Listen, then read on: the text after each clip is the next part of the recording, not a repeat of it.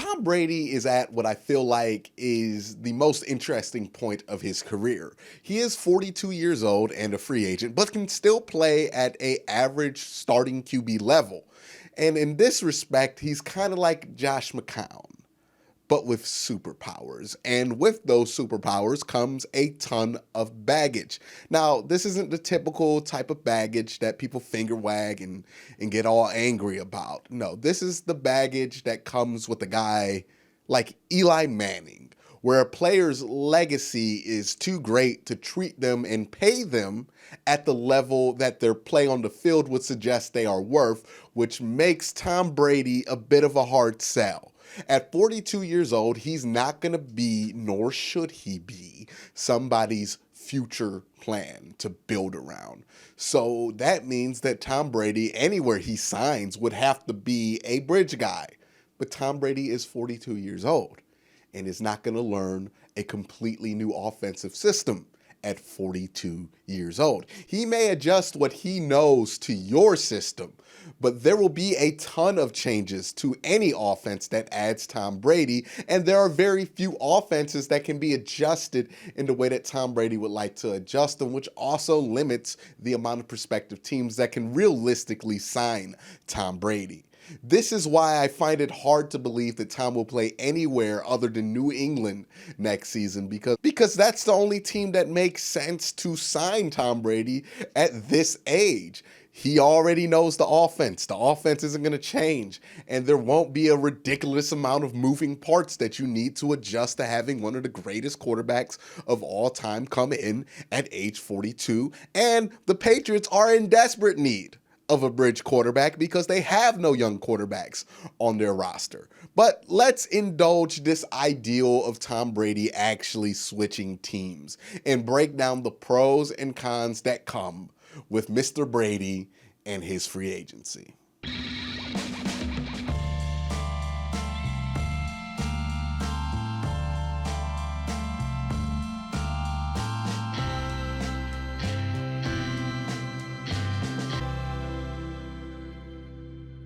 All right, the number one pro for Tom Brady is experience because he has all kind of experience. And this isn't Chad Henne 14 years sitting on the bench experience. This is 20 years of Super Bowl high-level NFL starter experience. For those who aren't familiar, let me start to read out just a few of Tom Brady's accolades. He is a 20-year NFL veteran. He has 6 Super Bowl rings, 4 Super Bowl MVPs, and has made 14 Pro Bowls. I'm not lying. This man's list of accolades looks like the end credits to a Marvel movie. There is also no situation in the world of football that you would worry about Tom Brady in a game. Down in the fourth quarter, he's made those comebacks a countless amount of time. You need a big playoff win? That's Tom Brady's thing. Super Bowls, you can be down 28-3, and Tom Brady has made that comeback and been the catalyst of it while he was in his 40s, okay? He has done anything you would need a quarterback to do in a game in a clutch scenario at an all-time level, and he is arguably, if not the greatest of all time, at doing it. So not only is he experienced, he has some of the greatest experience. He has succeeded at some of the greatest levels that any quarterback has done. His experience is so great, it's hard to measure because he has done so much throughout his career, which would make him very valuable. Now, the number 2 pro for Tom Brady in his free agency for a team that wants to sign him is that he can be a perfect bridge guy if he wants to be. Now, Tom is 42, so realistically signing him would not be a 5-year plan unless you're crazy. So let's be realistic. Signing Tom Brady's probably like a 2, maybe 3-year thing, max. Like, you might get 3 years. It'd be a surprise if you got 3 more years, but you might. That's the high. Okay, so what can you allow to happen in 2 to 3 years? I think 2 to 3 years is the perfect amount of time to identify, draft, and develop a franchise quarterback if you make the right, identification of one. And because Tom Brady would be coming over at 42. Even he has to be realistic about his age. He would understand that he is not a long-term solution, but something to hold the franchise over in between meals, in between great quarterbacks. Kind of like a granola bar in between lunch and dinner. And again, we talked about it before. His experience and work ethic are just a major value to a young quarterback. Tom Brady has started for 19 years in the NFL, and he's thrown almost 10,000 passes, which means there isn't a look a defense can throw at Tom Brady that is going to surprise him that he hasn't seen, which means that over the course of 2 years, a young quarterback from a Tom Brady that is willing to teach could learn so much. I mean, just think of the value of Tom Brady telling you how to break down looks and what protections are which at that level. That would be invaluable to a young quarterback and make a young quarterback ceiling just higher. It would be of tremendous value, and you would know that young quarterback would listen, because who in their right mind would not listen to Tom Brady if they are a young quarterback? And the beauty of this is that Tom Brady can still play at a high enough level to where you can create a stable environment around that young quarterback before he even plays, because Tom Brady's going to play well enough to where coaches can keep their job, which is one of the most important things when you talk about building an environment to develop a young quarterback. So maybe if Tom Brady decides he wants to be a mentor and do that thing, he could be an excellent bridge quarterback somewhere. The third pro is clout. Now, clout gets a bad name because it's overused by people who are kind of annoying. But in certain circumstances, a healthy amount of clout can be helpful, especially if you're one of these people who are trying to recreate the Bill Belichick system outside of New England. Clout has been the missing ingredient for those former Patriots assistants who don't have the clout to come to new teams and change veteran players' mindsets. Veteran players respect the fact that you were the defensive coordinator at the Patriots, but they're not going to give you so much clout to where they're going to let you do all the crazy things that the Belichick system kind of demands out of players.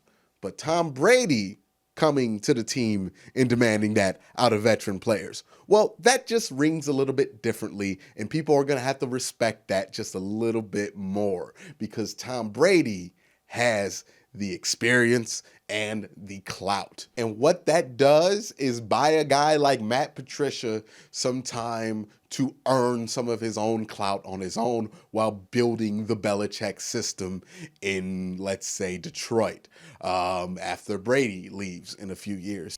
If you are one of those guys that are trying to recreate the Belichick system outside of New England, this opportunity does not exist for any other moment. This opportunity is not available at any other time.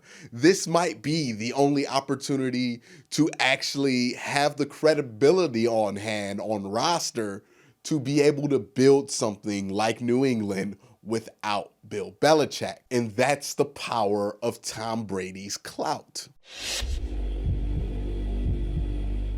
Okay, let's move into some cons. The first con is that dude was borderline average in 2019. His QBR was 53.7, which was below Jameis Winston, Kirk Cousins, and Kyler Murray. He was 27th in the NFL in completion percentage and 19th in passer rating. Pretty much Tom Brady had identical numbers to 2013, which was the last time that we had this conversation about Tom Brady. But this year, he was way less efficient and way less accurate, with his QBR dropping from a serviceable 62.1 in 2013 to just a flat bad 53.7.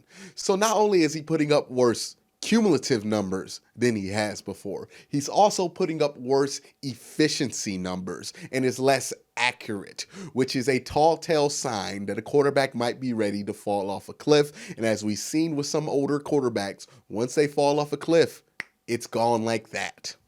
The second con of Tom Brady is that there is just a ton of tread on those tires. And I know he's a 20-year vet, so there's going to be tread on those tires. I would expect that. But the amount of usage Tom Brady has had up to now is just ridiculous. If you look at how the Patriots used him on offense last year, he was all the Patriots relied upon on offense to move the ball. Matter of fact, the Patriots relied on Tom Brady to move the ball more than Green Bay relied on Aaron Rodgers, or Seattle relied on Russell Wilson, or Baltimore relied on Lamar Jackson.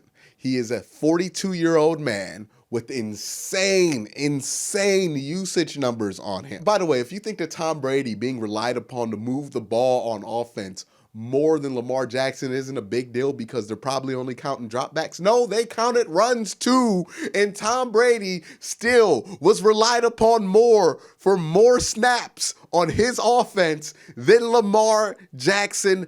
That is insane for a 42-year-old man. This usage on him is ridiculous. Here's the thing. At just 42 years old without the insane usage, nobody in the history of football would have been as good as a team would expect Tom Brady to be at the ages that he is going to be during the length of the contract that they are going to sign him. And you add on top of that Tom Brady has this insane usage on him, and you start to worry about when that cliff's coming, because I know with Tom, it seems like that doesn't exist, but it exists for everybody, and it seems like the Patriots tried to run him into the ground before the end of this season because he was used to a ridiculous amount. The third con when it comes to signing Tom Brady is that Tom has never really embraced that mentor role. Tom Brady's not trying to be a teacher. He's never embraced that role. There's no reason to think that would change. And the problem with that, obviously, is the main benefit of signing Tom Brady would be the expertise and the mentorship that he could give to a young quarterback. But it's Tom Brady we're talking about. This is one of the most competitive men on earth. This is somebody who could easily walk into your locker room at 42 years old, see that young quarterback you drafted and make you trade him because he don't feel comfortable with him being there because, oh yeah, that's what he did with Jimmy Garoppolo and Jacoby Brissett in New England, which is why Brian Hoyer's backing him up now. This is one of the issues with signing Tom Brady. The reason you would want to sign him is to make him a mentor. But Tom Brady has never came close to embracing a mentor role. So you would be investing a lot of money and a lot of moving pieces for a dude to do something he has expressed no interest in ever doing throughout his career. And without that, without him embracing a mentor role, you really got no reason to sign Tom Brady.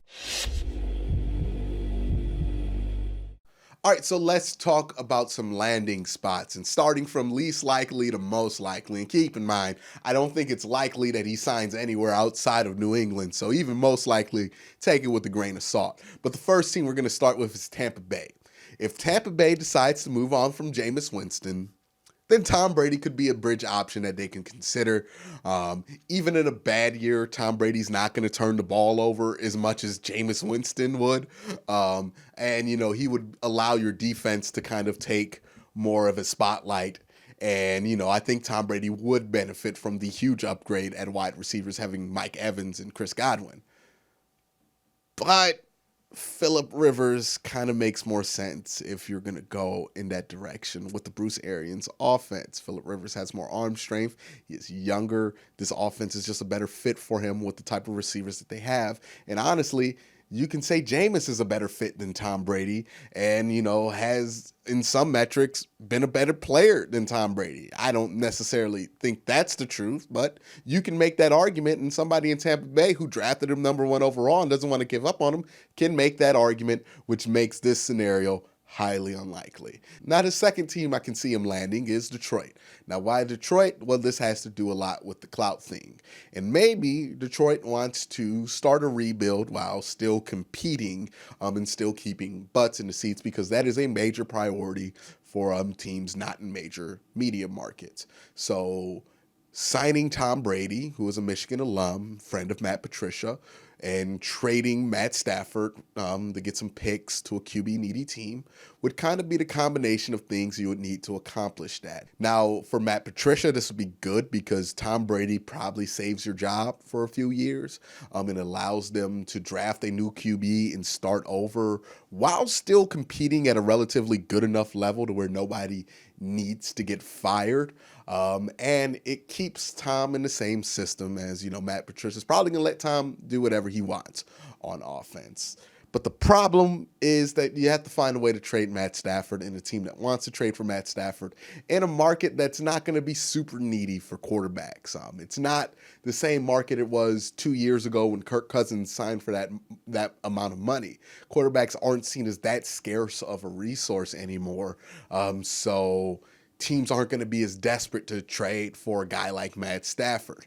Now, that being said, it's also just a ton of moving pieces. I mean, you're talking about bringing Tom Brady in, moving out Matt Stafford, and moving out whoever else you would want to move out on offense, probably making some coaching changes as well. So again, a lot of moving parts to make this happen. But if you like moving parts, you're going to like this next suggestion because it's the San Francisco 49ers. So Jimmy G kind of choked in the Super Bowl. He had a chance to bring the team back down 4 with 2 minutes and 30 seconds left, and he didn't.